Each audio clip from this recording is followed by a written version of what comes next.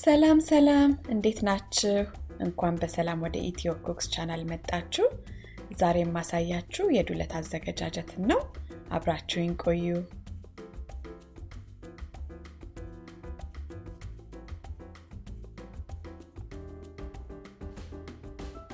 እንግዲህ ይህን ምግብ ለማዘጋጀት የሚያስፈልጉኝ ነገሮች አጣጥቤ ከታትፌ አዘጋጅቻለሁ። እነሱንም ማሳያችኋለሁ። እነዚህን ኢንግሪዲየንቶች እና ልኬታቸውን ማወቅ ለምትፈልጉ ሰዎች ከዚህ ቪዲዮ ስር በዲስክሪፕሽን ባክሱ ላይ እጽፍላችኋለሁ።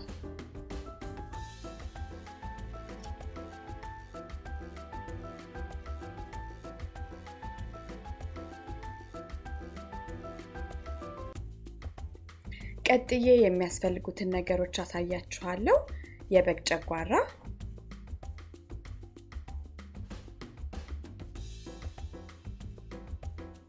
የበግ ጉበት፣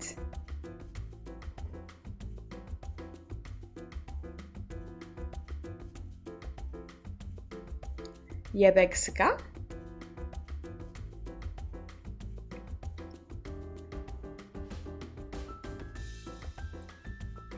የተነጠረ ቅቤ፣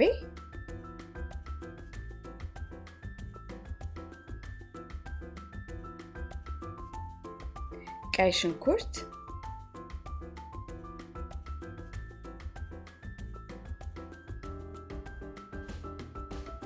ነጭ ሽንኩርት፣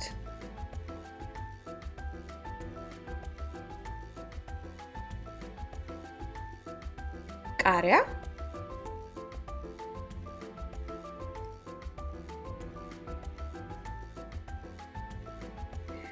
ሚጥሚጣ፣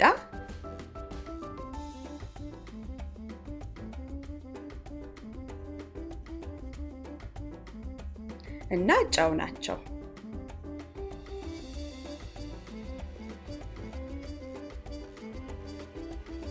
አሁን ወደ አዘገጃጀቱ ነው የምንሄደው። በመጀመሪያ የተከተፈውን ጨጓራ ዝቅ ያለ እሳት ላይ አድርገን አመሳመስ እናደርገዋለን። ይህን የምናደርገው ጨጓራው ሲታጠብ ይዞት የመጣውን ውሃ ዱለቱን በመናቀላቀልበት ጊዜ ይዞት እንዳይሄድ ዝቅ ያለ እሳት ላይ አድርገን እጃችንን ቶሎ ቶሎ እያማሰልን አመሳመስ እናደርገዋለን።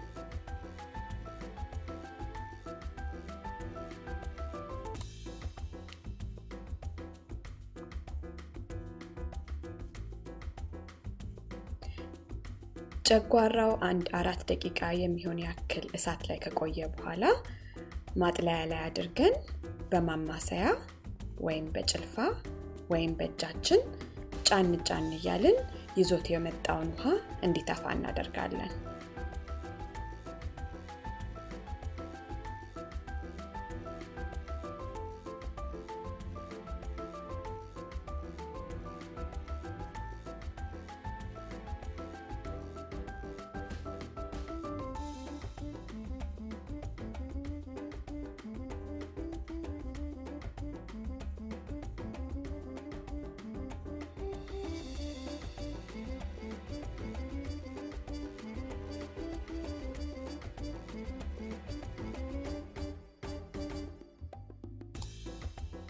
ቀጥለን ጨጓራውን፣ ጉበቱን እና ስጋውን በሚጥሚጣና በጨው አድርገን ቆንጆ አድርገን እናጣፍጠዋለን።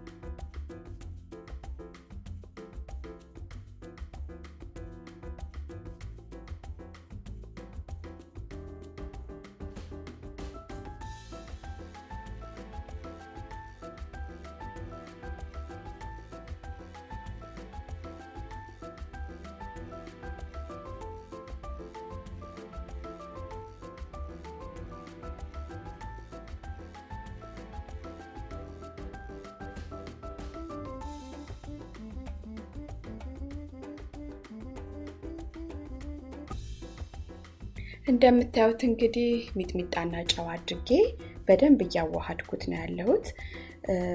ሚጥሚጣ የምናደርገው ያው እንደየፍላጎታችን ነው። ስለዚህ መጀመሪያ ላይ ትንሽ አድርገን አዋህደን ቀምሰን እንዳስፈላጊነቱ ያያየን እንጨምራለን።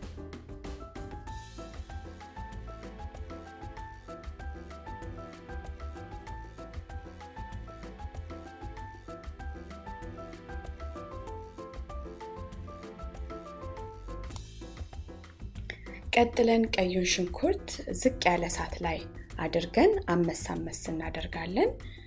ጥሬ ዱለት የመስራት እቅድ ከሆነ ያለን ሽንኩርቱ መብሰል የለበትም።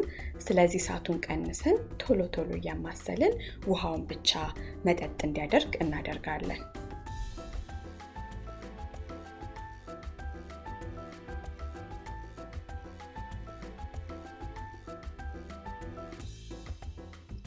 ቀይ ሽንኩርቱ 2 ደቂቃ ያክል ከቆየ በኋላ ነጭ ሽንኩርቱን እናደርጋለን።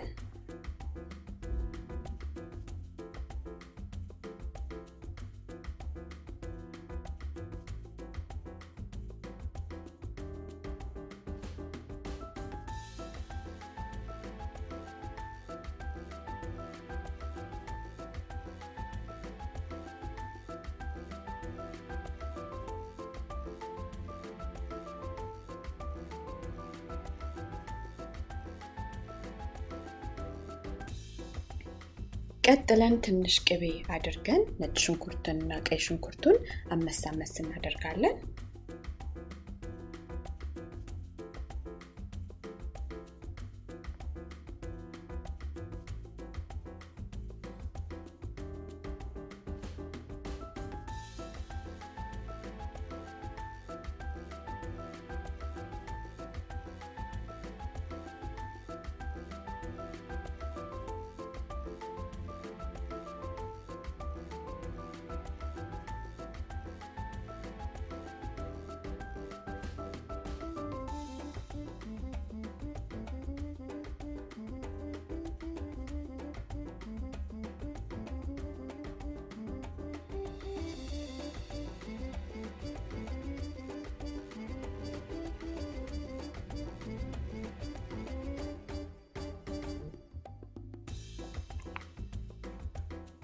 አሁን ተጨማሪ ቅቤ እንጨምራለን።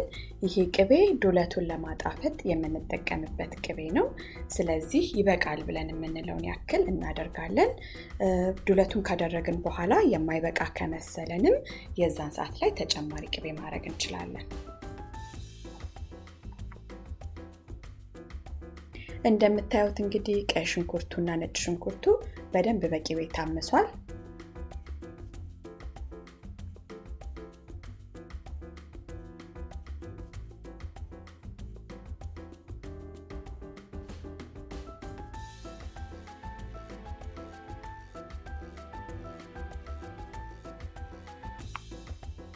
አሁን የተጣፈጠውን ዱለት ቅቤው ላይ እናደርጋለን።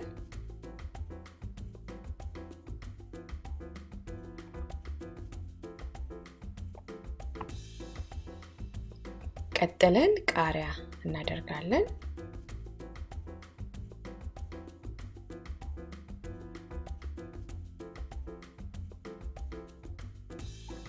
አሁን እናዋህዳለን። በደንብ አዋህደን ከጨረስን በኋላ የጎደለው ነገር ካለ ጨው ወይም ሚጥሚጣ ወይም ቅቤ እንዳስፈላጊነቱ እያየን እንጨምራለን። አበሳሰሉ እንግዲህ በሶስት አይነት መንገድ ነው። አንደኛው ጥሬ ነው፣ አንደኛው ለብ ለብ ያለ ነው፣ አንደኛው የበሰለ ነው። ስለዚህ እንደ ፍላጎታችን የምንፈልገው ደረጃ ድረስ እሳት ላይ እናቆየዋለን። ዱለቱ ደርሷል። ይሄንን ይመስላል። በጣም ቆንጆ ነው፣ ይጣፍጣል። እንግዲህ ሁላችሁም በየቤታችሁ እንደምትሞክሩት እንደምትወዱት እርግጠኛ ነኝ። አስተያየታችሁን ጻፉልኝ። ይህንን ቪዲዮ ከወደዳችሁ ደግሞ ቪዲዮውን ላይክ በማድረግ አሳውቁኝ። በሚቀጥለው ቪዲዮ እንድንገናኝ ይህንን ቻናል ሰብስክራይብ በማድረግ የኢትዮ ኩክስ ቤተሰብ ሁኑ። በያላችሁበት ሰላም ሁኑ።